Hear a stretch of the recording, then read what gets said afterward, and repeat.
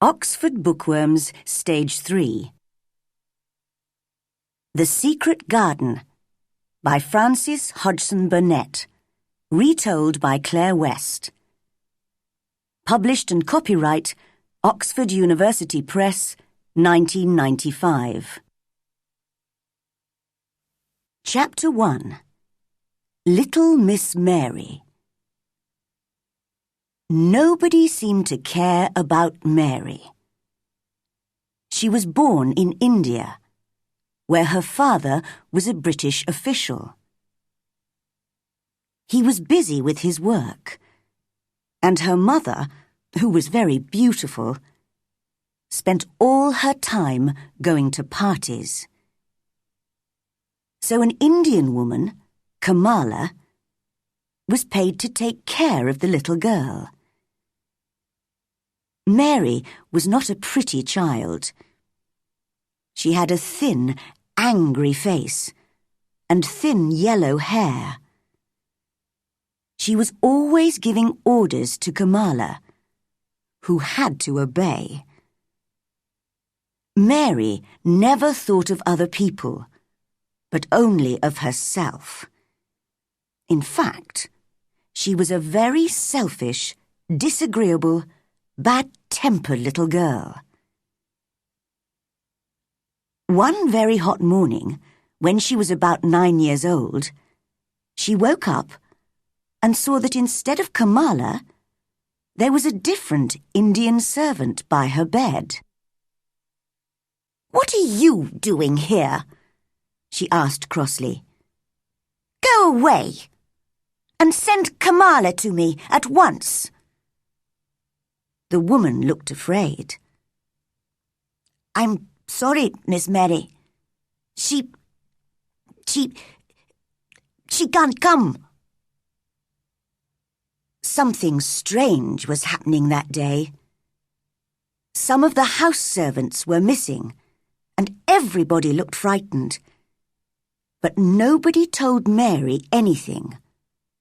And Kamala still did not come. So at last, Mary went out into the garden and played by herself under a tree. She pretended she was making her own flower garden and picked large red flowers to push into the ground. All the time, she was saying crossly to herself, "I hate Kamala. I'll hit her when she comes back." Just then, she saw her mother coming into the garden with a young Englishman. They did not notice the child, who listened to their conversation. "It's very bad, is it?" her mother asked the young man in a worried voice. "Very bad," he answered seriously. "People are dying like flies. It's dangerous to stay in this town. You should go to the hills, where there's no disease." "Oh, I know," she cried. "We must leave soon." Suddenly, they heard loud cries coming from the servants' rooms at the side of the house. "What's happened?" cried Mary's mother wildly. "I think one of your servants has just died. You didn't tell me the disease is here, in your house." "I didn't know!"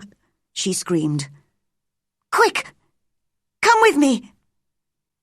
And together they ran into the house. Now Mary understood what was wrong.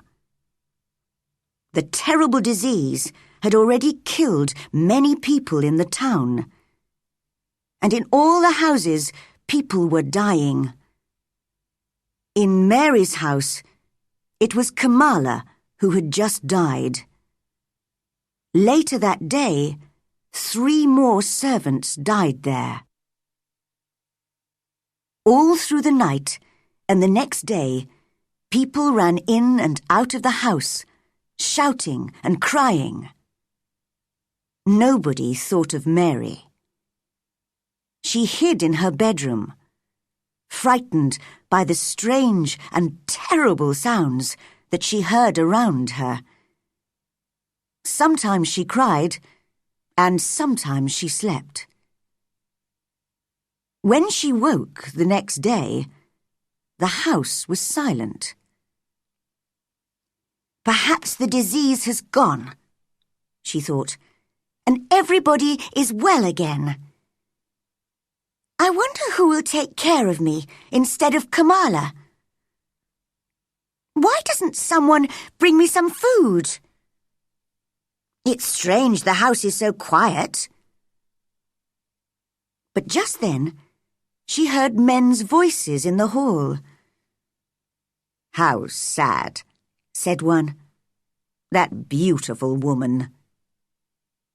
"There was a child, too, wasn't there?" said the other, "although none of us ever saw her." Mary was standing in the middle of her room when they opened the door a few minutes later. The two men jumped back in surprise. "My name is Mary Lennox," she said crossly. "I was asleep when everyone was ill, and now I'm hungry." "It's the child, the one nobody ever saw," said the older man to the other. "They've all forgotten her." "Why was I forgotten?" asked Mary angrily. "Why has nobody come to take care of me?" The younger man looked at her very sadly. "Poor child," he said. "You see, there's nobody left alive in the house, so nobody can come." In this strange and sudden way, Mary learnt that both her mother and her father had died. The few servants who had not died had run away in the night. No one had remembered little Miss Mary.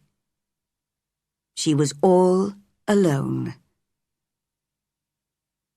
Because she had never known her parents well, she did not miss them at all. She only thought of herself, as she had always done. "Where will I live?" she wondered. "I hope I'll stay with people who let me do what I want." At first, she was taken to an English family who had known her parents.